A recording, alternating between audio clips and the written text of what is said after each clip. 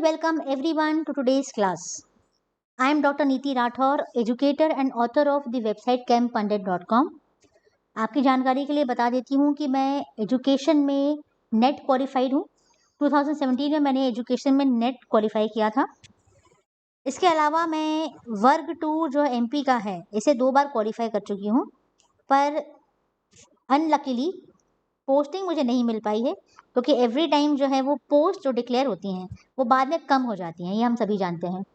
तो इस वजह से मुझे 2 बार ज्वाइनिंग नहीं मिली है। खैर बहरहाल कोई बात नहीं। आप जानते ही हैं कि हम वर्ग 2 पे जो है मैं वीडियोस बना रही हूँ ताकि आप लोगों की हेल्प हो जाए इन प्रिपरेशन। तो इसी सीक्वेंस में आज हम पढ़ने वाले हैं साइंस के क्वेश्चंस प्रीवियस पेपर ईयर के। 2018 में जो पेपर आया था, कई सारे पेपर हुए थे अलग अलग स्लॉट्स में, हमेशा ही होते हैं। तो इसी में से एक पेपर था जिसके कुछ क्वेश्चंस मैंने लिए हैं और आज हम ये सॉल्व करेंगे। एंड आई होप कि ये जो क्वेश्चंस हैं आपको बहुत काम आएंगे। तो चलिए शुरू करते हैं आज का वीडियो। तो चलिए शुरू करते हैं साइंस का पहला क्वेश्चन है find X Y and Z representing the number of moles of the reactants and products in the skeletal equation given below. Basically equation दिया हुआ है, यहाँ देखिए आपको एक्स वाई जेड जो दिया है, इसका सिंपल सा मतलब ये है कि इक्वेशन हमको बैलेंस करनी है, ठीक है ना। तो बैलेंस करने के लिए एक्स वाई और जेड की क्या वैल्यू आएगी ये हमें पता लगाना है, ठीक। जब भी हम इक्वेशन बैलेंस करते हैं याद रखिए इसका एक रूल होता है, वही रूल हम यहाँ फॉलो करेंगे तो हमें आंसर आसानी से मिल जाएगा, ठीक। चलिए देखिए, सबसे पहले तो देखिए Fe3O2। सबसे पहला तो ये है कि यहाँ पे Fe2 है, तो यहाँ जो ये इक्वेशन है यहाँ पे राइट हैंड साइड पर ये जो y है ना, ये देखिए ये जो y है इसको हम कर देंगे 2। क्या कर देंगे, इसको हम लिख देंगे 2, ठीक है। तो ये Fe हो गया बैलेंस। अब आइए ऑक्सीजन पे, O3 है ये और यहाँ पे है O2, ठीक है। फिर ये देखिए कि अगर हम यहाँ पे Z को 3 कर दें, अगर हम Z को 3 कर दें तो ऑक्सीजन कितने हो जाएंगे, 6 हो जाएंगे, ठीक है। और कार्बन हो जाएंगे 3, ठीक। तो इसीलिए ये जो 6 ऑक्सीजन है इसमें से 3 ऑक्सीजन तो Fe में है ही है और 3 ऑक्सीजन हम इसको यहाँ पे कर देंगे। कुल मिला के हम ये जो X है ना इसको यहाँ पर भी लिख देंगे 3। अब आप बैलेंस करके देखिए, 3 लिखने से क्या ये इक्वेशन बैलेंस हो रही है, बिल्कुल हो रही है। 3CO लिखने से क्या हो रहा है, ऑक्सीजन हो रहे हैं लेफ्ट हैंड साइड पे 6 और राइट हैंड साइड पर भी हो रहे हैं 6। देखिए 3 2 जा है ना, ये 3 2 जा 6 और यहाँ पर ये हो रहे हैं Fe के साथ 3 है और कार्बन के साथ 3 है, CO के साथ, ठीक 6। तो इस तरह से आप देखिए जब हम इक्वेशन को इस तरह से लिखते हैं तो ये इक्वेशन बैलेंस हो रही है, ठीक है। और ये जो ऑप्शन है ये कहाँ मिलेगा आपको, देखिए क्या ऐसा ऑप्शन है जहाँ पे X3 Y2 और Z3 है, बिल्कुल है। तो ऑप्शन नंबर जो 2 है ये आपका आंसर है। X = 3, Y = 2, Z = 3। बात समझ में आ गई आपको, बहुत इजी है। क्यों है इजी, क्योंकि हमें सारे ऑप्शन रख के नहीं देखना है, जो इक्वेशन बैलेंस करने का नियम है उसके हिसाब से हम बैलेंस करेंगे और हमें आंसर मिल जाएगा, ठीक है। तो आई होप समझ में आ गया होगा आपको। नेक्स्ट क्वेश्चन देखते हैं। नेक्स्ट क्वेश्चन है what happens when a sound wave is propagated through a medium. जब ध्वनि तरंग एक माध्यम से प्रसारित हो तो क्या होता है। चारों ऑप्शंस पढ़िए आप और इसमें से कौन सा सही है मुझे बताइए। Particles of the medium are also propagated, चौथा ऑप्शन नहीं। The particles of the medium make to and fro motion about their mean position, ये है आपका सही जवाब। जब भी ऐसा होता है तो जो मीन पोजीशन है उसके आसपास जो पार्टिकल्स हैं वो टू एंड फ्रो मोशन करते हैं, ठीक है। टू एंड फ्रो मोशन क्या होता है, जो पेंडुलम का मोशन होता है ना, एक ही जगह पे बार बार जाके आता है। घड़ी में जो पेंडुलम लगा होता है आपने घर में देखा होगा, उसका भी टू एंड फ्रो मोशन होता है ना। तो ये इसका सही आंसर है। नेक्स्ट क्वेश्चन देख लेते हैं। What are the common fishes selected for pond culture systems, ठीक है। ऐसी कौन सी सामान्य कॉमन मछलियां हैं जो कि पॉन्ड कल्चर सिस्टम के लिए यूज की जाती हैं। ऑप्शंस देखिए, शार्क रेज, सार्डाइंस एंड मार्करल्स, ये कॉमन मछलियां बिल्कुल नहीं है। बुलेट्स, भेटकी, पर्ल स्पॉट्स, ये भी कॉमन मछलियां नहीं है। हम बात कर रहे हैं सामान्य, बहुत ही कॉमन पाई जाने वाली मछलियों की। तो यहाँ पे चौथा option is the answer, catlas, rohu, mrigal, common carps and grass carps. ठीक है, तो ये आपका राइट आंसर है।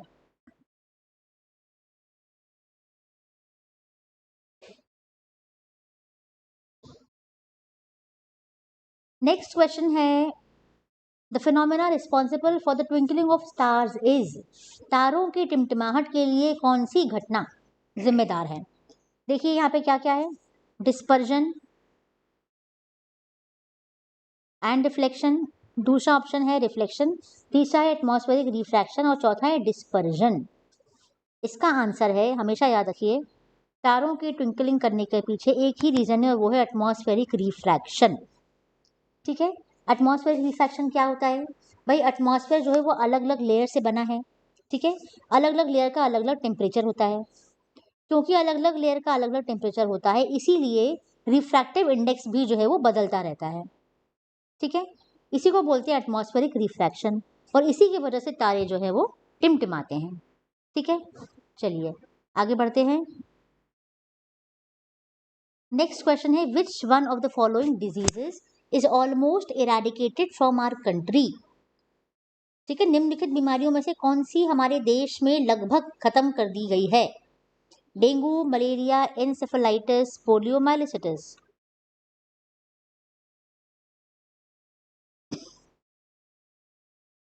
तो इसका आंसर क्या है? आप सभी जानते होंगे, इसका आंसर है पोलियो। पोलियो का जो एक्चुअल नाम है, फुल नाम है, वो है पोलियो माइलिटिस। और आप जानते ही हैं कि सरकार पिछले बहुत सालों से अभियान चला रही थी, जगह जगह केंद्र बनाकर, और आज भी हमारे यहाँ चल रहा है। जगह जगह सेंटर्स बनाए जाते हैं, वहाँ पर 5 साल तक के बच्चों के लिए पोलियो ड्रॉप्स पिलाई जाती हैं। घर घर जाके भी बच्चों को पोलियो ड्रॉप्स पिलाई जा रही हैं, है ना। बहुत टाइम से ये चल रहा है अभियान हमारे यहाँ देश में, और इसकी वजह से अब ये हुआ है कि ये जो बीमारी है हमारी कंट्री से लगभग खत्म हो चुकी है, जो कि बहुत ही अच्छी बात है। तो ये नेक्स्ट क्वेश्चन देखते हैं। The hotness of an object can be measured by it's, भाई किसी भी वस्तु की गर्माहट को कैसे मापेंगे आप?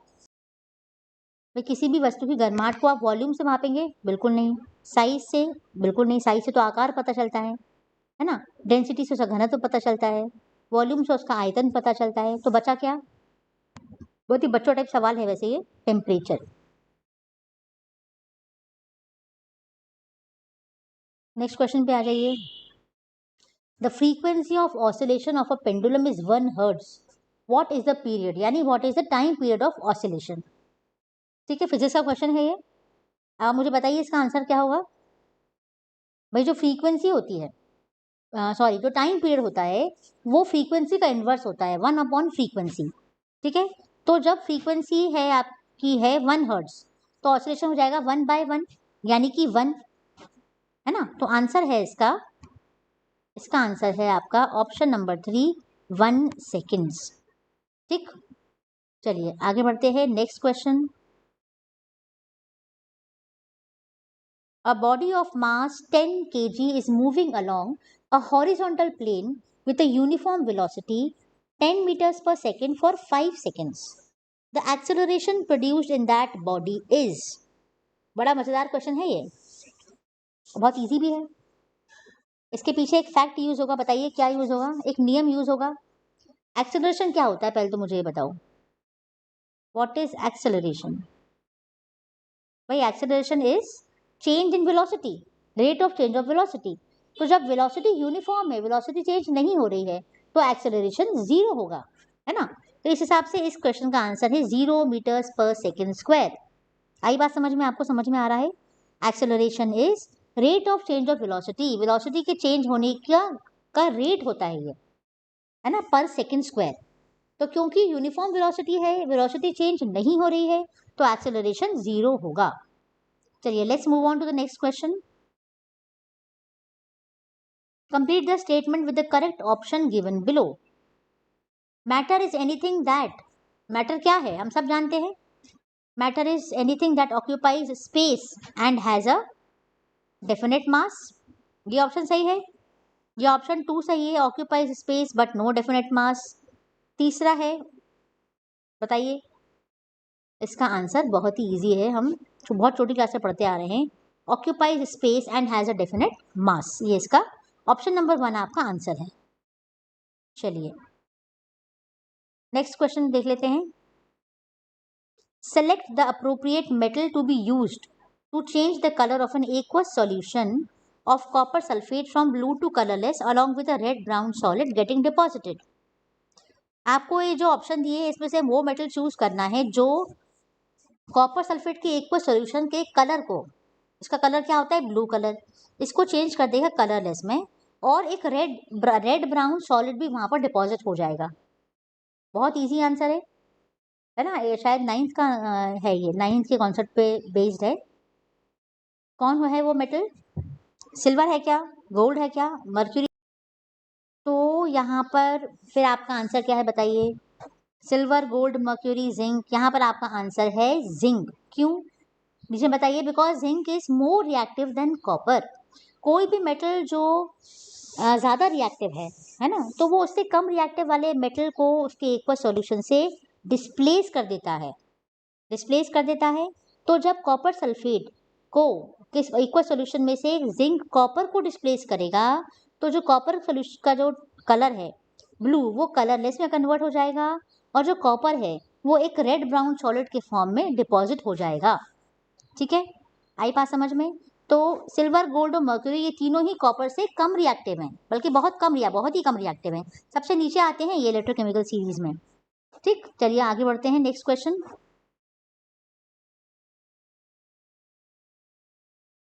Sharp edged metal pin will go easily into the wood board because एक तेज धार वाली धातु की पिन आसानी से लकड़ी के बोर्ड में घुस जाएगी, क्योंकि number 1 as area of contact reduces force increases, as area of contact reduces force decreases, as the area of contact reduces the pressure reduces। अब यहाँ पे सही जवाब क्या है ये? तो इस क्वेश्चन में आंसर क्या है? इस क्वेश्चन का आंसर है as the area of contact reduces the pressure increases। बिल्कुल पॉइंटेड पिन की वजह से जो एरिया ऑफ कांटेक्ट है वो बहुत कम हो जाएगा। जब एरिया ऑफ कांटेक्ट कम हो जाता है तो प्रेशर इंक्रीज करता है, दाब बढ़ता है। प्रेशर इंक्रीज करेगा तो बहुत ही आसानी से जो वुडन बोर्ड में जो कील है या मेटल पिन है वो आराम से चला जाएगा। ठीक है, तो ये हुआ आपका आंसर इस क्वेश्चन का।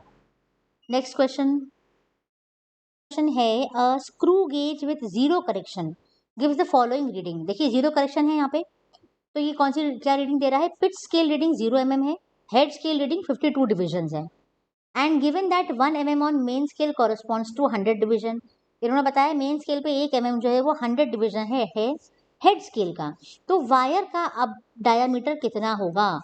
हम जानते हैं ऐसे क्वेश्चंस का आंसर कैसे निकालते हैं। यहाँ पर हम क्या करेंगे? यहाँ पर हम ये जो 52 है, जो 52 डिविजन है ना, इसको डिवाइडेड बाय 100 कर देंगे, तो आपका आंसर आ जाएगा 0.052। क्या ये आंसर इसमें दिया हुआ है? बिल्कुल दिया हुआ है, 0.052 सेंटीमीटर, ये आपका आंसर है। आई बात समझ में? 52/100 करने से ये आंसर हमें मिला है। नेक्स्ट क्वेश्चन देख लेते हैं। A dull green colour coating formed when a copper vessel is exposed to moist air for long. The green material is a mixture of. जब एक कॉपर के बर्तन को लंबे समय तक क्या करते हैं? मॉइस्ट एयर के कांटेक्ट में आती है, जब वो है ना मॉइस्ट एयर यानी ह्यूमिडिटी से बेसिकली मॉइस्ट एयर के कांटेक्ट में आती है, तो उस पर एक डल ग्रीन कलर की कोटिंग बन जाती है। आपने घरों में देखा होगा, जो तांबे के बर्तन आप यूज करते हो ना, वो ऐसी जो तांबे के कई बर्तन होते हैं जो रखे रहते हैं कई दिनों तक, बारिश के मौसम में अक्सर उस पर ग्रीन कलर की लेयर देखी होगी आपने। तो वो ग्रीन लेयर क्या है? बेसिकली ये कॉपर की रस्टिंग है। ठीक है, कॉपर जो रस्ट करता है मॉइस्ट एयर के फॉर्म में, ये उसका नतीजा है। और इसका आंसर, सवाल ये है कि वहां पर बनता क्या है? ठीक है, तो वहां पर बनता है COOH2 एंड CuCO3। बेसिकली इसका आंसर जो है इस ऑप्शन का, इस क्वेश्चन का, वो ये है कि यहाँ पर copper hydroxide and copper carbonate, ये दोनों का मिक्सचर होता है, ये बन जाता है रिएक्शन की वजह से, और इसी का मिक्सचर होता है वो जो ग्रीन लेयर होती है। ठीक है, चलिए आगे बढ़ते हैं। Choose the incorrect property about colloids. Colloids के बारे में कौन सी बात गलत है? कौन सी रॉन्ग प्रॉपर्टी है? पहला है colloidal particles do not settle down when left undisturbed. Colloidal soils are quite stable. ठीक है, कोलॉइडल सॉइल को जब आप छोड़ देते हैं, शांत छोड़ देते हैं, तो क्या होता है, ये सेटल नहीं होते हैं क्योंकि ये स्टेबल होते हैं। दूसरा है colloidal particles are not visible to the naked eye. Colloidal particles हमें आंखों से दिखाई नहीं देते हैं। तीसरा है the size of colloidal particles lies in the range दिया हुआ है आपको। और चौथा है colloidal solution is homogeneous in nature. अब इसमें से कौन सी प्रॉपर्टी गलत है? आप देखिए, जो प्रॉपर्टी नंबर 1 है ये बिल्कुल सही प्रॉपर्टी है क्योंकि ये स्टेबल होते हैं, ये बात सही है। फिर दूसरी जो प्रॉपर्टी दी है कि ये विजिबल नहीं है टू नेकेड आई, ये भी सही है। साइज का रेंज भी सही दिया हुआ है, तो गलत क्या हुआ फिर? कोलॉइडल सॉल्यूशन कभी भी होमोजीनियस नहीं होता है। अगर ये होमोजीनियस होता तो इसका साइज इतना बड़ा नहीं होता। ठीक है, तो हमेशा ध्यान रखिए कोलॉइडल सॉल्यूशन जो होता है वो हमेशा हेट्रोजीनियस होता है इन नेचर। तो आपका ऑप्शन जो हो गया, ऑप्शन 4 हो गया आपका आंसर। ठीक है, नेक्स्ट क्वेश्चन देख लेते हैं। Identify an isotope used as a tracer to detect blood clot in human body. Human body में ब्लड क्लॉटिंग को डिटेक्ट करने के लिए, पता लगाने के लिए, है ना, कौन सा आइसोटोप यूज किया जाता है as a tracer? Uranium, iodine, sodium, cobalt. Uranium तो कभी भी नहीं करा जाएगा ह्यूमन बॉडी के लिए, है ना। यहाँ पर जो आंसर है वो है sodium 24।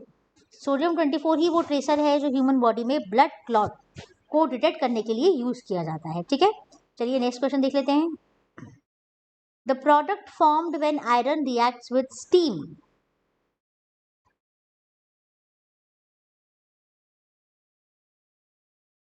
The product formed when iron reacts with steam. जब आयरन स्टीम के साथ रिएक्ट करता है तो क्या बनता है? हमेशा ध्यान रखिए, जब भी आयरन स्टीम के साथ रिएक्ट करता है तो बनता है Fe3O4। ठीक है, ये हमेशा आपको याद रखना पड़ेगा। नेक्स्ट क्वेश्चन देख लेते हैं। The role of decomposers in the ecosystem is. Ecosystem में डिकम्पोजर्स की क्या भूमिका है? पहला, they do not act on organic compounds. ये तो गलत है, वो तो एक्ट करते हैं। दूसरा है to convert inorganic material into simple forms. ये भी जवाब सही है। To convert organic material into inorganic form, ये भी सही है ना। तो चौथा वाला जो ऑप्शन है ये रॉन्ग है। ये कभी भी इनऑर्गेनिक मटेरियल को ऑर्गेनिक में कन्वर्ट नहीं करते हैं, बल्कि उल्टा करते हैं। जो ऑर्गेनिक मटेरियल है उसको इनऑर्गेनिक फॉर्म में, कार्बन डाइऑक्साइड में, कार्बन मोनोऑक्साइड में, मीथेन में कन्वर्ट करते हैं। ठीक है, तो ये आपका राइट आंसर है, option number 4। The lightning arrester helps. तड़ित रोधक जो है वो क्या काम करता है, इसका क्या फंक्शन है? To store the electric charges at the time of lightning, बिल्कुल नहीं। Dissipate the electric charges into the atmosphere, बिल्कुल नहीं। Avoid the production charges on the clouds, ये भी नहीं। To transfer the electric charge to the ground. जो lightning arrester, जो एक लोहे का रॉड लगाया जाता है ना मोस्टली घरों के ऊपर, इसका काम होता है जो इलेक्ट्रिक चार्जेस हैं उनको सीधे ज़मीन तक पहुंचाना, है ना, ताकि जो घरों पर, बिल्डिंग्स पर जो है वो बिजली ना गिर पाए। ठीक, नेक्स्ट क्वेश्चन देखते हैं। नेक्स्ट क्वेश्चन है, how much electrical energy in kilowatt और hour is consumed in operating 10 5 watt bulbs for 10 hours per day in a month of 30 days। 5 watt के बल्ब 10 घंटे चलाना है पर डे, 30 दिन तक चलाएंगे तो कितना इलेक्ट्रिकल एनर्जी लगेगा किलोवाट आवर में हमें निकालना है। ठीक है, यहाँ पर जो हम फॉर्मूला यूज करेंगे वो है E is equals to N into P into T, power के टर्म्स में यूज करेंगे, है ना। N क्या है, नंबर ऑफ बल्ब, P क्या है, पावर है, और T है टाइम। ठीक है, तो यहाँ पे नंबर ऑफ, तो यहाँ जो N है, नंबर ऑफ बल्ब हम लेंगे, 10 घंटे चला रहे हैं तो हम इसको 10 ले लेंगे। ठीक है, इंटू पावर, पावर कितना है भाई, पावर हम लेंगे 50, है ना, 50 वॉट का बल्ब है ना ये, नहीं 5 वॉट का है, तो 5 इंटू 10 हो जाएगा 50। और जो आपका टाइम है वो हो जाएगा 30 days इंटू 10 hours, तो ये हो जाएगा 300 हो जाएगा। चलिए इसको जब हम सॉल्व करेंगे तो आपका आंसर क्या आएगा? आपका आंसर आएगा 5 3 15, 1 5 0 0 0 0, है ना, ये 4 0 हैं। ठीक, किलोवाट आवर में आपको देना है। किलोवाट आवर में जब इसका आंसर हम देंगे तो ये आ जाएगा 150 150, ये हो जाएगा 150 किलोवाट आवर्स। ठीक, तो कहाँ है ये आंसर? ये ऑप्शन में दिया हुआ है यहाँ पे, ऑप्शन नंबर 2। तो आपको आंसर मिलेगा 150 किलोवाट आवर्स। ठीक, तो ये आंसर सही है, बिल्कुल सही है।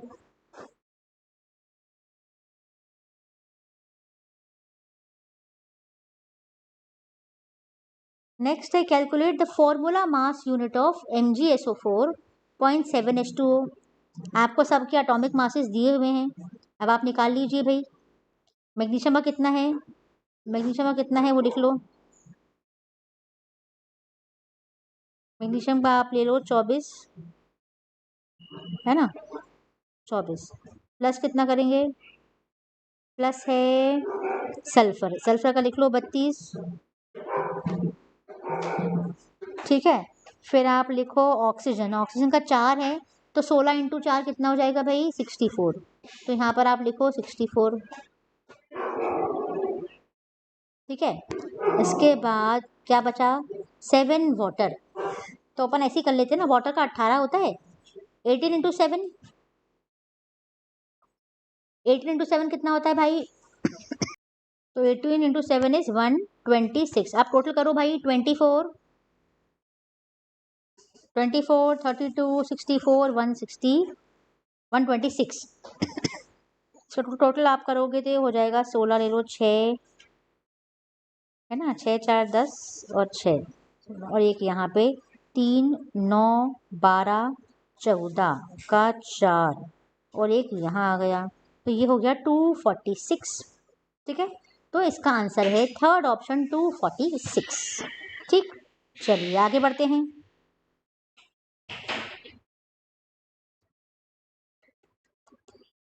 नेक्स्ट क्वेश्चन है, a bullet just sticks on a fixed wooden board when it is fired from a gun. The kinetic energy of the bullet is mainly converted into. एक बुलेट को आपने जैसे ही चलाया तो वुडन बोर्ड में जाकर वो फिक्स हो गई। ठीक है, गन से चलाया है, तो बुलेट की काइनेटिक एनर्जी मेनली किस में कन्वर्ट हो जाती है? बताइए। First option only heat energy, दूसरा है kinetic energy for the wooden board, only sound energy, या sound and heat energy both. तो इसका आंसर है sound and heat energy both. ठीक है, क्या आंसर है? ऑप्शन नंबर 4 आपका आंसर है sound and heat energy both. Option number 4 is your correct answer. ठीक है, चलिए आगे बढ़ते हैं। Next question, question number 22।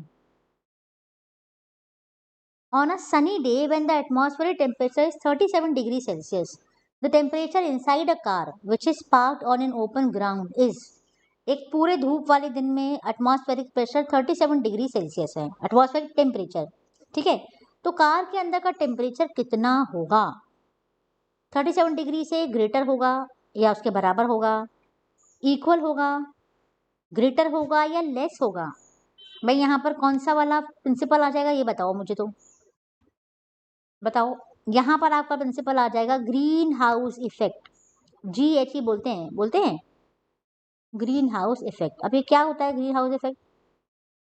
Green house effect में हमेशा एक कार और पार्क है और सारे शीशे इसके बंद हैं, तो जाहिर बात है कि जो इंफ्रारेड रेडिएशन हैं हमें मालूम है वो अंदर तो जाती हैं, अंदर हीटअप करती है, लेकिन बाहर नहीं आ पाती हैं। जब वो बाहर एस्केप नहीं कर पाती हैं तो अंदर का टेम्परेचर बाहर से हमेशा ज़्यादा होता है। यही कॉन्सेप्ट यहाँ पर आपको लगाना है और इसीलिए इसका आंसर हो जाएगा always greater than 37 degree Celsius. अगर बाहर का टेम्परेचर 37 डिग्री सेल्सियस है तो इसका टेम्परेचर जो अंदर का है वो हमेशा उससे ज़्यादा ही होगा।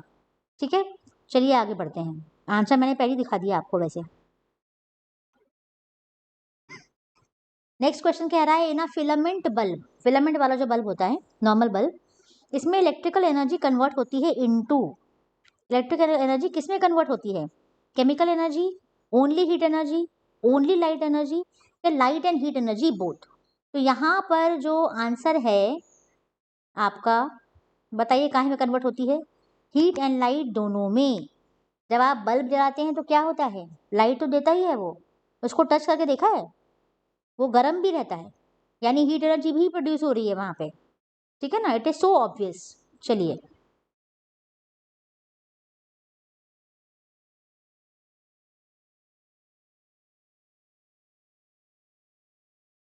नेक्स्ट क्वेश्चन है, what is the valency of carbon in methane? Carbon की वैलेंसी मीथेन में क्या है? 2143। मीथेन क्या है? CH4। मीथेन है CH4, ठीक है। तो CH4 में हाइड्रोजन की एक होती है तो 4, तो कार्बन की कितनी हो गई? 4। कार्बन की वैसे भी नॉर्मल वैलेंसी 4 ही होती है 99% कंपाउंड्स में। तो यहाँ पे इसका आंसर है ऑप्शन नंबर 3, ठीक है। चलिए आगे बढ़ते हैं।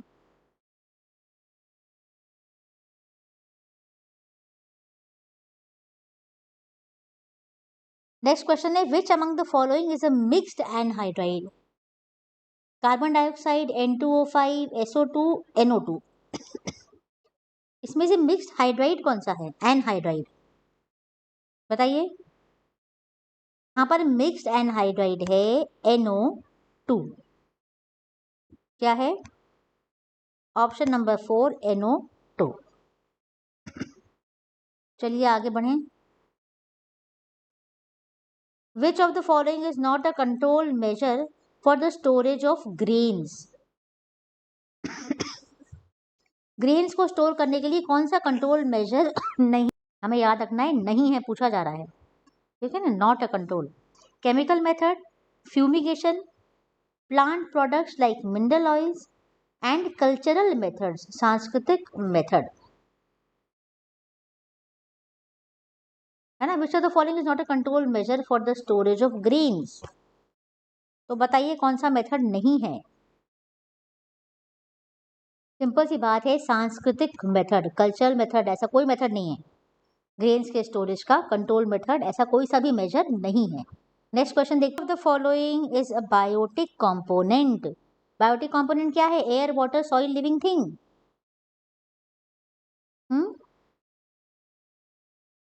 तो air, water, soil and living things. तो भाई यहाँ सीधी सी बात यह है कि बायोटिक कंपोनेंट यानी कोई भी लिविंग ऑर्गेनिज्म जो है वो बायोटिक कंपोनेंट होता है। तो यहाँ पे लिविंग थिंग्स जो है वो मेन बायोटिक कंपोनेंट हैं, ठीक है। चलिए ये हो गया अपना 27th क्वेश्चन भी खत्म। नेक्स्ट क्वेश्चन देखते हैं। नेक्स्ट क्वेश्चन है, which of the following is a chemical effect of electric current? Electric current का केमिकल इफेक्ट कौन सा है? Producing a magnet using electric current, बिल्कुल नहीं। Producing heat in an electric kettle, बिल्कुल नहीं।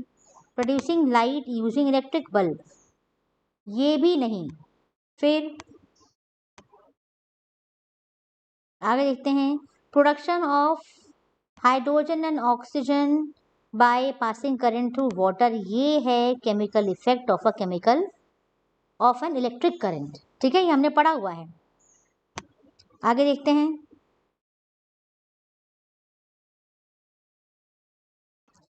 Name the property of the components used for separating salt and camphor.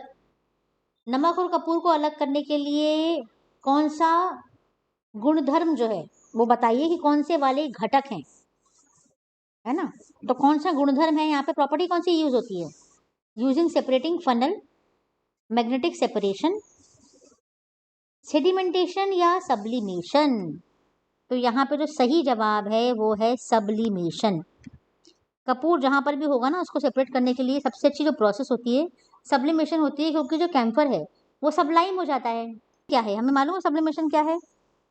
कोई भी सॉलिड जब लिक्विड में कन्वर्ट हुए बिना डायरेक्ट गैसियस फॉर्म में कन्वर्ट हो जाता है तो इसे सब्लिमेशन कहते हैं। क्या कहते हैं? सब्लिमेशन।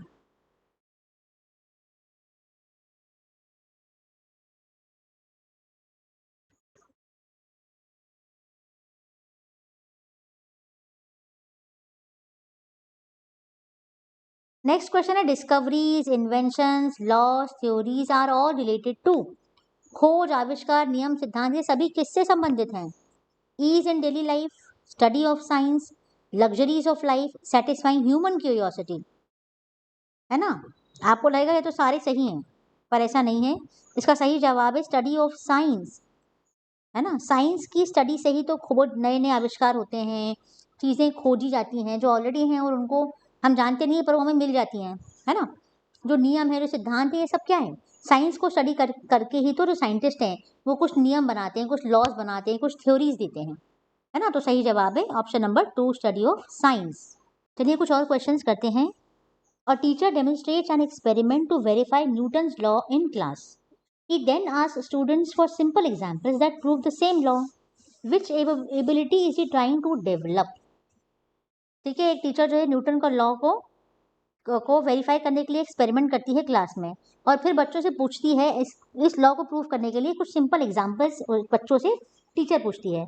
तो वो कौन सी एबिलिटी डेवलप करने की कोशिश कर रही है टीचर? पहला, एक्सेप्टेशन और rejection of the hypothesis.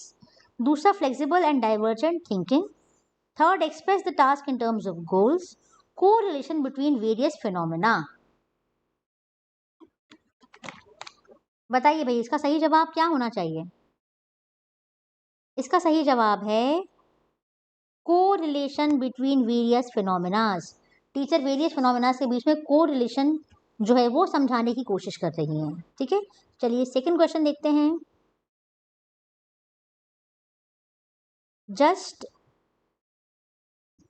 Just as multiple flow map is used for cause and effect, a bridge map is used for analogies and comparisons.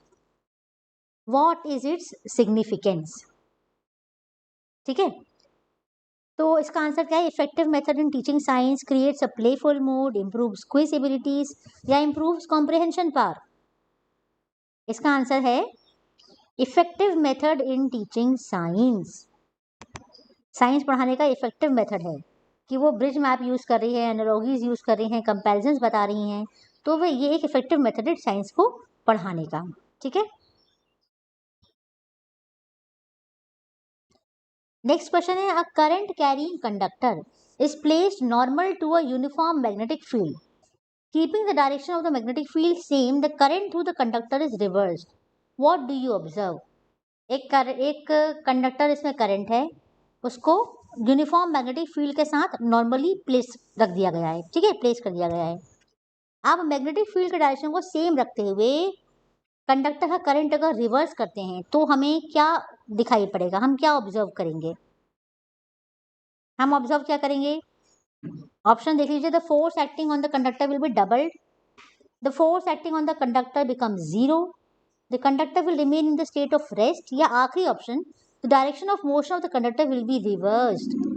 तो इसका सही जवाब यही है कि the direction of motion of the conductor will be reversed. ठीक है, जैसे ही हम मैग्नेटिक फील्ड को रिवर्स करते हैं वैसे ही डायरेक्शन ऑफ मोशन भी रिवर्स हो जाता है। ठीक है, नेक्स्ट क्वेश्चन देखते हैं। What happens when two balloons rubbed with a wooden cloth are brought close to each other? जाहिर बात है, दो बलून लिया हमने, वुडन क्लॉथ से इसको रब करके चार्ज कर लिया है और अब इनको पास लाएंगे तो क्या होगा? सिंपल सा साइन से ये दोनों रिपेल करेंगे। क्या करेंगे? दे रिपेल ईच अदर, क्योंकि दोनों को आपने चार्ज कर दिया है दोनों सेम चार्ज से चार्ज हैं, तो सेम चार्जेस क्या करते हैं? रिपेल करते हैं। ठीक है, तो ये इसका राइट आंसर है।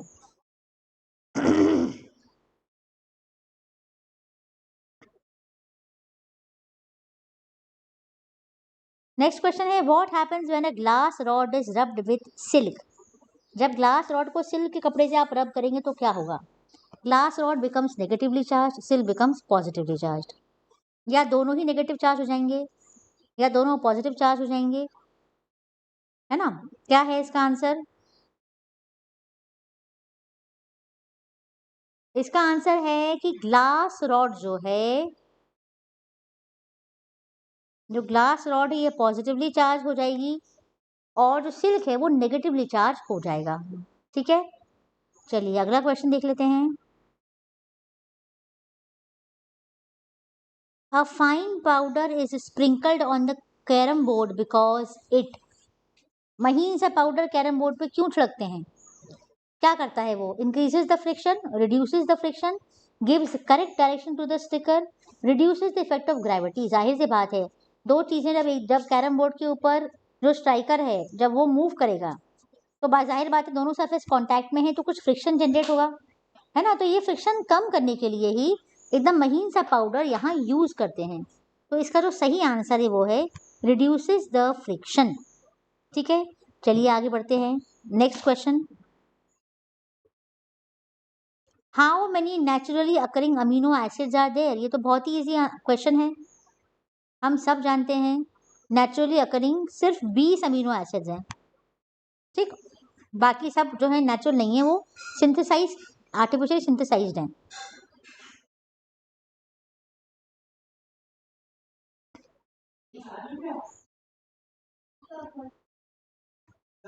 नेक्स्ट क्वेश्चन है, if a beam of white light falls on a plane mirror at an angle of incidence 30 degree then the angle of reflection for the red colour is.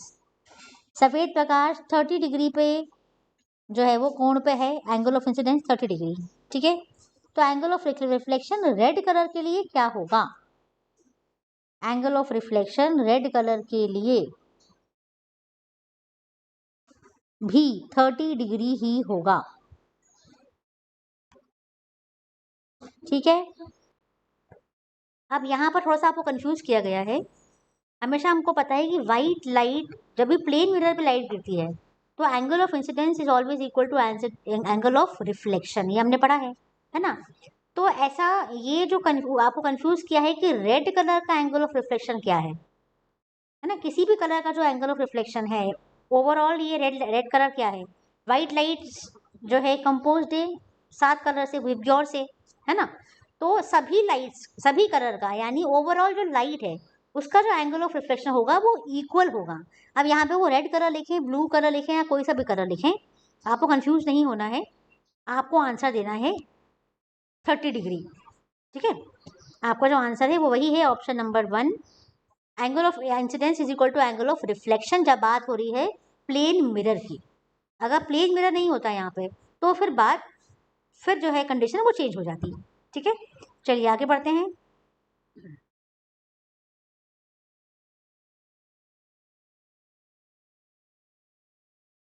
Sambu lives in a slum, drinking water usually gets contaminated। ठीक है, शंभू जो है वो एक झुग्गी झोपड़ी वाले area में रहता है और ड्रिंकिंग वाटर जो है अक्सर वहाँ पे कंटेमिनेटेड मिलता है। तो कौन सी डिजीजेज उसको लग सकती हैं? He is prone to get diseases like, या आप पढ़ लीजिए, TB, measles, chicken pox, typhoid and cholera. तो ये तो हम जानते ही हैं, इतना टीवी में भी सरकार इतना जो है ऐड देती है, इस चीज़ को लेकर जागरूकता फैलाती है कि टाइफॉइड एंड कॉलेरा ये दो डिजीज़ जो हैं सबसे ज़्यादा होती हैं दूषित पानी, कंटामिनेटेड वाटर को कंज्यूम करने से, है ना। टीबा का इससे इसका कोई रिलेशन नहीं है, मीजल्स का तो कोई रिलेशन है ही नहीं, चिकन पॉक्स का भी कोई संबंध नहीं है इससे, है ना। तो इसका आंसर है typhoid and cholera. Next question है,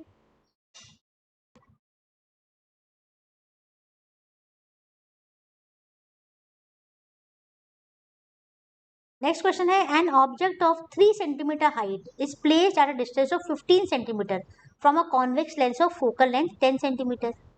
what is the size of the image formed? 3 centimetre की हाइट है, 15 सेंटीमीटर दूर रखा है कॉन्वेक्स लेंस से, इसकी फोकल लेंथ 10 सेंटीमीटर है। ठीक है, तो यहाँ पे जो हाइट है ना वो डबल हो जाएगी, ये नियम है यहाँ पे, हाइट डबल हो जाएगी, इसलिए किसकी हो जाएगी, इमेज जो बनेगी ना वो डबल हाइट की बनेगी।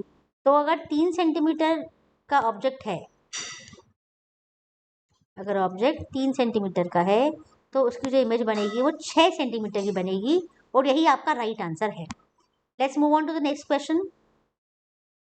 विच of the following statements is true regarding sound? Sound से रिलेटेड कौन सा जो स्टेटमेंट है वो सही है ना, सही वाला लेना है। Sound is a mechanical wave which needs a material medium for it's propagation. Sound is a mechanical wave which does not need a material medium. Sound is a mechanical wave, so it can even pass through vacuum. Sound is a transverse wave.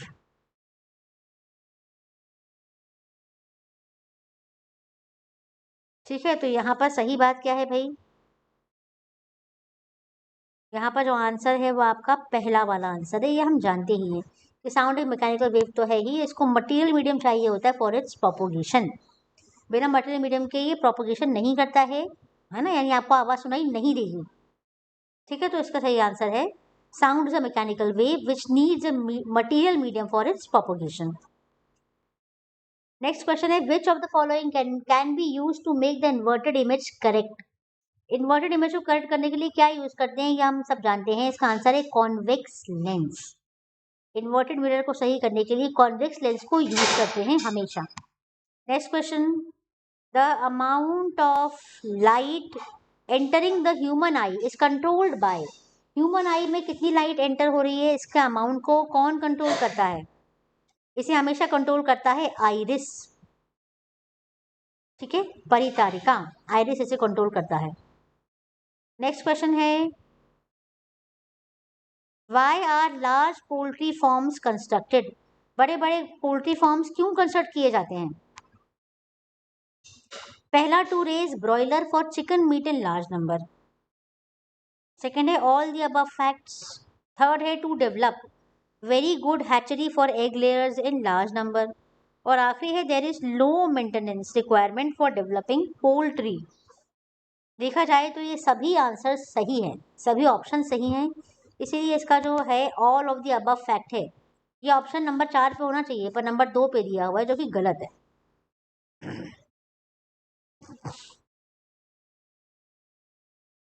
If next question है if a grasshopper is eaten by a frog then the energy transfer is from.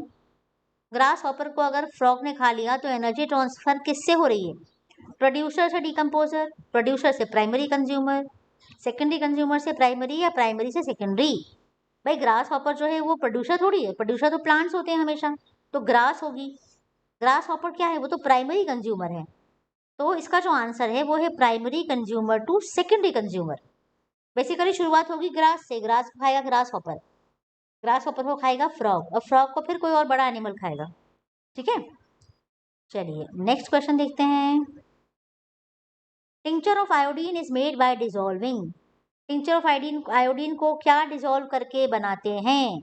तो ये हमेशा इसको याद रखिए, iodine and potassium iodide को ethanol में dissolve करके टिंचर ऑफ आयोडीन बनता है।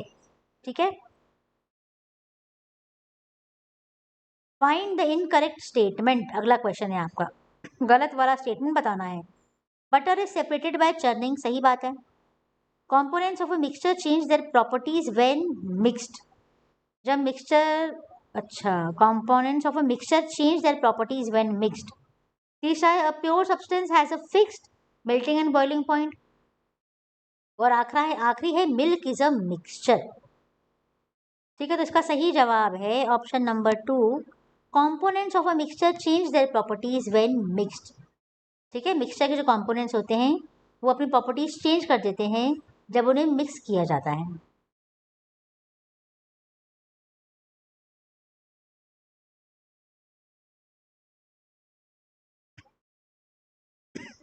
अब ये जो सेंटेंस है ये हमने, ये क्या था, क्वेश्चन क्या था, हमें गलत वाला स्टेटमेंट निकालना था ना। तो स्टेटमेंट 1 भी सही है, स्टेटमेंट 3 भी सही है, स्टेटमेंट 4 भी सही है। तो गलत क्या है कि मिक्सचर में जो कंपोनेंट्स होते हैं वो कभी भी अपनी प्रॉपर्टीज चेंज नहीं करते हैं, इसलिए गलत है। मिक्सचर का मतलब ही ये है कि उसके जो कंपोनेंट्स होते हैं वो अपनी अपनी प्रॉपर्टीज को संभाल के रखते हैं, उनकी प्रॉपर्टीज कभी भी खत्म नहीं होती हैं। ऐसा कंपाउंड्स में होता है, जब एलिमेंट्स मिलकर कंपाउंड्स बनाते हैं ना तो उसमें एलिमेंट्स की प्रॉपर्टीज खत्म हो जाती हैं और कंपाउंड्स की नई प्रॉपर्टीज डेवलप होती हैं। ठीक है, आगे बढ़ते हैं। नेक्स्ट क्वेश्चन है freezing point and boiling point of pure water at sea level are respectively. Sea level लिख के आपको कंफ्यूज कर दिया है ना, जो होता है वही आंसर है। 0 degree and 100 degree celsius. 0 degree है freezing point of water and 100 degree celsius है boiling point of pure water. ठीक, सी लेवल लिख के आपको कंफ्यूज किया गया है और कुछ नहीं। नेक्स्ट क्वेश्चन है identify the displacement reaction which will not take place. कौन सा डिस्प्लेसमेंट रिएक्शन नहीं होगा? कॉपर मेटल फेरस सल्फेट में डिप किया हुआ है, या आयरन मेटल कॉपर सल्फेट में डिप किया है, या मैग्नीशियम को जिंक में किया है, या एल्यूमिनियम को कॉपर में किया है? बताओ भाई। जो पहला है copper metal dipped in ferrous sulphate, इसको अभी छोड़ दो। Iron metal dipped in copper sulphate, iron ज्यादा एक्टिव है कॉपर सल्फेट से, तो ये डिस्प्लेस करेगा, है ना। हमें क्या दिख रहा है, कौन सा नहीं करेगा। फिर जो थर्ड वाला ऑप्शन है metal magnesium dipped in zinc sulphate, ये भी सही है क्योंकि मैग्नीशियम ज़्यादा वो है, ये भी सही जवाब है, ये भी सही है। आखिरी है aluminium metal dipped in copper sulphate, ये भी सही है। तो डिस्प्लेसमेंट रिएक्शन कौन सा नहीं होगा, हमें ये जवाब देना है ना। Copper metal dipped in iron sulphate, क्योंकि आयरन ज़्यादा रिएक्टिव है, तो आयरन करेगा कॉपर के सोल्यूशन से कॉपर को डिस्प्लेस, ना कि कॉपर करेगा आयरन को आयरन के सोल्यूशन से। आ रही बात समझ में? उल्टा सही होगा। जो ये सेकंड वाला ऑप्शन है ना आपका, ये वाला जो सेकंड ऑप्शन है ये आपका सही है, लेकिन उसका उल्टा जो है वो पॉसिबल नहीं है। ठीक है, आगे बढ़ते हैं।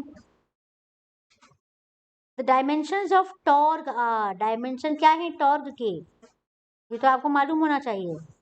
टॉर्क के डायमेंशंस हैं ये वाला, लास्ट वाला आंसर है ml स्क्वायर पर टेम्परेचर स्क्वायर। ठीक है, टेम्परेचर क्या है?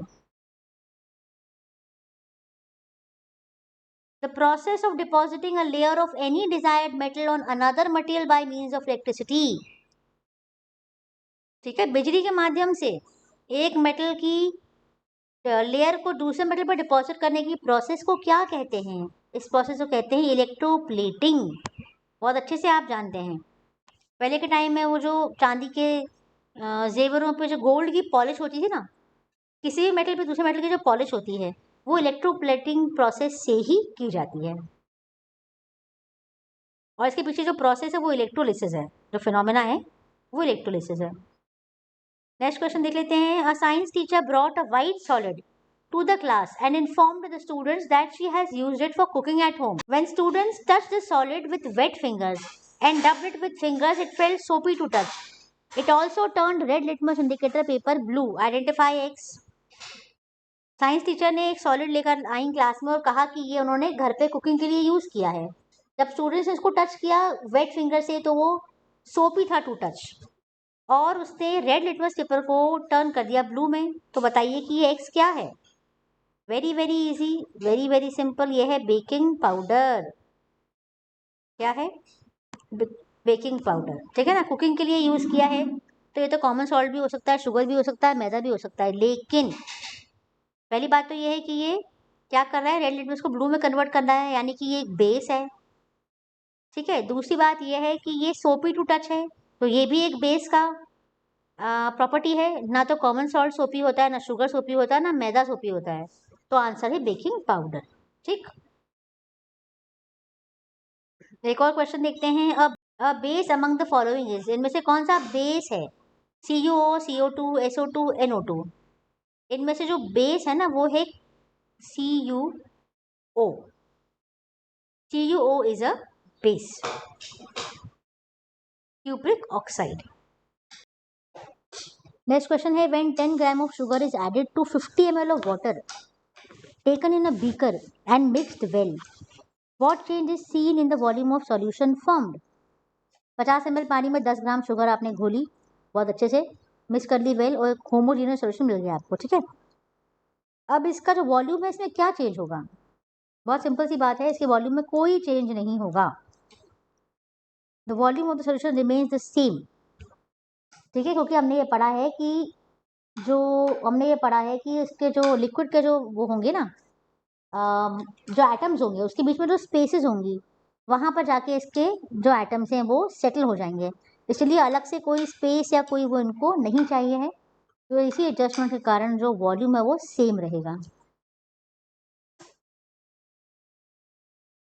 Why is it possible to break the stream of water from an open tap by moving our finger in between the running stream of water?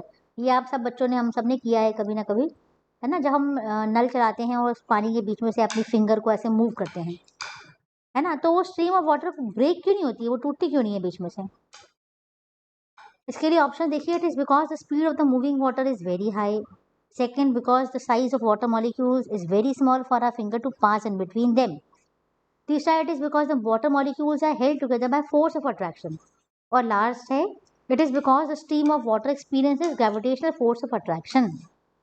है ना, बहुत simple सी बात है. इसके पीछे जो आंसर है, इसका जो आंसर है वो है, it is because the water molecules are held together by forces of attraction. ठीक है, क्योंकि इनमें फोर्स ऑफ अट्रैक्शन होता है, इसलिए इनको आप ब्रेक नहीं कर सकते हो, कंटिन्यूसली ये फ्लो करेगा. नेक्स्ट क्वेश्चन है, which among the following is positively charged salt? Arsenic sulphide, clay, gelatin या एल्यूमिनियम हाइड्रोक्साइड. तो ये जो कंपाउंड्स हैं, क्ले तो हमेशा नेगेटिवली चार्ज होता है, जिलेटिन भी नेगेटिवली होता है, एल्यूमिनियम हाइड्रोक्साइड जो है ये पॉजिटिवली चार्ज सॉल्ट का एग्जाम्पल है. नेक्स्ट क्वेश्चन है, which of the following methods is used by you to control growth of weeds in agricultural field? Agricultural field में जो खरपतवार है उसकी ग्रोथ को नियंत्रित रखने के लिए क्या करते हैं? Maintenance of hygiene, prophylactic treatment, intercropping and crop rotation या जेनेटिकली मॉडिफाइड क्रॉप्स. है ना, इसके लिए जो तरीका अपनाया जाता है वो होता है intercropping and crop rotation. Intercropping और क्रॉप को रोटेट करने से जो ये खरपतवार है इसकी ग्रोथ जो है वो कंट्रोल में आती है, ग्रोथ नहीं होती है. नेक्स्ट क्वेश्चन है, which one of the organisms is likely to have maximum concentration of harmful chemical DDT in the aquatic food chain consisting of kingfisher, zooplankton, fish and phytoplankton. एक aquatic food chain है, इसमें kingfisher, zooplankton, fish and phytoplankton है. तो इसमें जो harmful chemical DDT है इसका maximum concentration किस ऑर्गेनिज्म में पाया जाना चाहिए? ठीक, इसका आंसर है Kingfisher.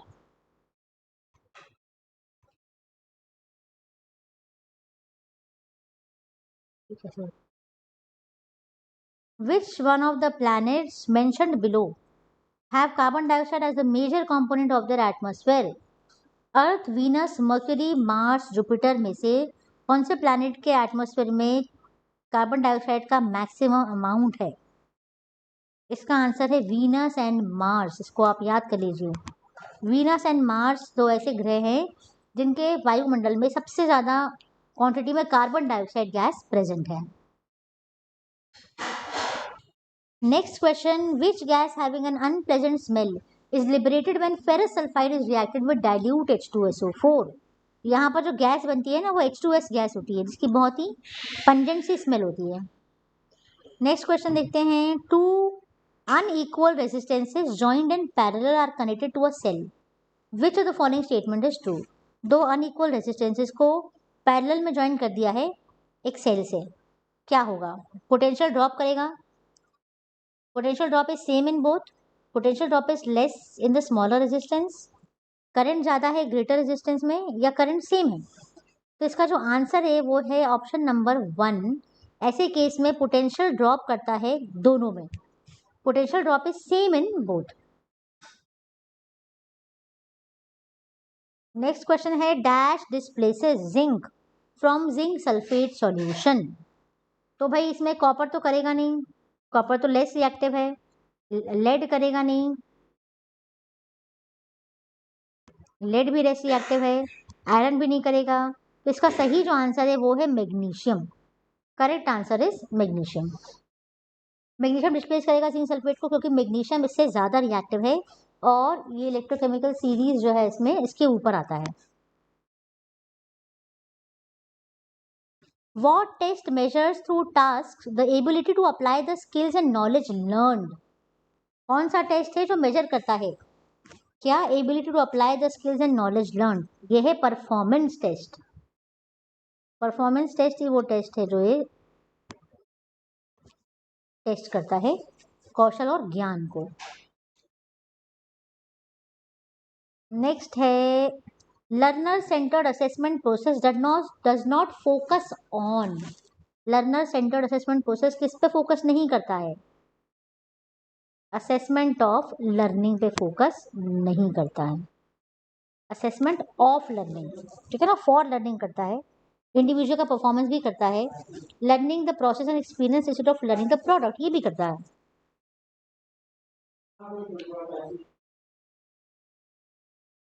Which of the following is a myth about science? Science के बारे में कौन सी एक मिथक है? Science is perception, science knowledge is absolute, science is dynamic and tentative, science and its benefits are universal. ठीक है, मिथ की बात कर रहे हैं हम, तो मिथ है दूसरा वाला। साइंटिफिक नॉलेज इज एब्सोल्यूट, ये एक मिथ है, बाकी सब कुछ सही है। Which type of memory stores information relating to ourselves? कौन सी मेमोरी है जो हमें अपने बारे में जानकारी संग्रहित करती है? ऑटोबायोग्राफिकल मेमोरी, एपिसोडिक, बायोग्राफिकल या डिक्लेरेटिव? इसके नाम से आप याद रखिए, ऑटोबायोग्राफिकल मेमोरी, अपनी खुद की मेमोरी ना, तो ऑटो बायोग्राफिकल मेमोरी हमारे खुद के बारे में।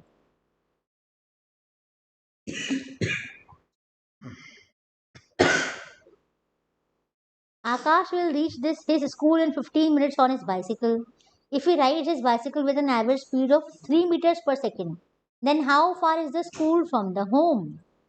चलिए इस क्वेश्चन में क्या करेंगे, सीधी सी बात है, यहाँ पे हम यूज करेंगे डिस्टेंस, यहाँ पर हम यूज करेंगे formula distance is equals to speed into time, है ना। बस सवाल यहाँ पर ये है कि जो स्पीड है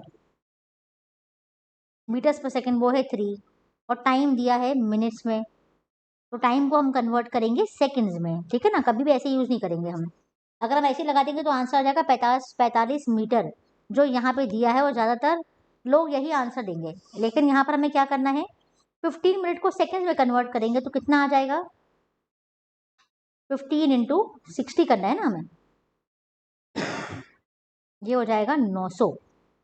ठीक, और इसलिए आपका आंसर हो जाएगा 2700 मीटर, यानी option number 1 is the correct answer. ठीक है ये इजी। चलिए आगे बढ़ते हैं। What are the advantages of keeping an apiary? मधुमक्खीशाला रखने के क्या लाभ हैं? Honey is widely used all over the world. Beekeeping is a low investment scheme. Beekeeping is an agriculture enterprise for the collection of honey as well as beehive wax. ये पूरा आप देख लो। और चौथा वाला, ठीक है ना, सब जो इसका सही ऑप्शन जो आंसर है वो यही आंसर है, beekeeping is an agricultural enterprise. ठीक है, नेक्स्ट आंसर है the unit of frequency in terms of second. Second के टर्म्स में फ्रीक्वेंसी का यूनिट क्या हो जाएगा, पर सेकंड हो जाएगा ना, जो क्वेश्चन है assessment is both reflected and reflecting process. In this statement reflected and reflecting words are used in reference to dash and dash. अब भाई इसके ऑप्शंस आप देख लीजिए, students feedback, teachers feedback, students performance, teachers performance, यही इसका right answer है। Answer है students performance, teachers performance, option number 2 is the correct answer. चलिए आगे बढ़ जाएं। What is the duration of kharif crop? Kharif crop का ड्यूरेशन क्या है, जून से अक्टूबर। ठीक है, नेक्स्ट क्वेश्चन है the correct statement among the following is, पढ़िए भाई, dry ammonia has no effect on litmus paper, curd is basic in composition, ये मैं सोच रही हूँ बी वाला स्टेटमेंट भी गलत है, ग्लूकोज का सोल्यूशन एसिडिक बिल्कुल नहीं है, HCl एक स्ट्रॉन्ग एसिड वीक एसिड नहीं है, तो यहाँ पर सही कथन क्या है, सही कथन है पहला वाला, dry ammonia has no effect on litmus paper. सूखे अमोनिया का लिटमस पेपर पे कोई इफेक्ट नहीं होता है, बेसिकली वो न्यूट्रल जो है वो न्यूट्रल होता है। नेक्स्ट क्वेश्चन है to bring a charge of 5 coulombs from infinity to a point in an electric field, 50 joule of work is done. Find the potential at that point. ठीक है, कितना पोटेंशियल होगा इसका, 50/5, ये हो जाएगा 10 वोल्ट। इसका आंसर है 10 वोल्ट। ठीक है, ऑप्शन नंबर 4। अगला देख लेते हैं, two forces are acting on a body such that the angle between the direction of application of the forces is 60 degree. The minimum number of force needed to keep the body at rest. दो forces body पे act कर रहे हैं इस तरह से कि direction of application है ना दोनों का, उसके बीच में जो है 60 डिग्री का एंगल बन रहा है। तो minimum number of force minimum कितना फोर्स चाहिए इस बॉडी को रेस्ट पे रखने के लिए? ओनली 1 फोर्स, इसका आंसर है only 1 force. Next question is amplitude of vibration of body is the deciding factor of. Body के वाइब्रेशन का एम्पलीट्यूड क्या डिसाइड करता है? Quality of sound, intensity of sound, या पीरियड ऑफ वाइब्रेशन, या frequency of sound produced? ये हमेशा बताता है intensity of sound produce. Amplitude क्या बताते हैं? जो साउंड प्रोड्यूस हो रहा है उसकी इंटेंसिटी कितनी है। ठीक, अगला देखते हैं। Ecosystem is constituted by, ecosystem किससे बना है? Dead organism, only biotic, only abiotic, both abiotic and biotic? जाहिर बात है इसका आंसर है फोर्थ। एक ecosystem biotic and non biotic यानी कि लिविंग एंड नॉन लिविंग दोनों कंपोनेंट से मिलकर बनता है। चलिए, हमने काफ़ी सारे क्वेश्चंस सॉल्व कर लिए हैं आज, मोर देन 75। बाकी क्वेश्चंस हम अगले वीडियो में फिर सॉल्व करेंगे, तब तक आप इन क्वेश्चंस की प्रैक्टिस करिए। So see you all in the next video. Until then take care, good bye.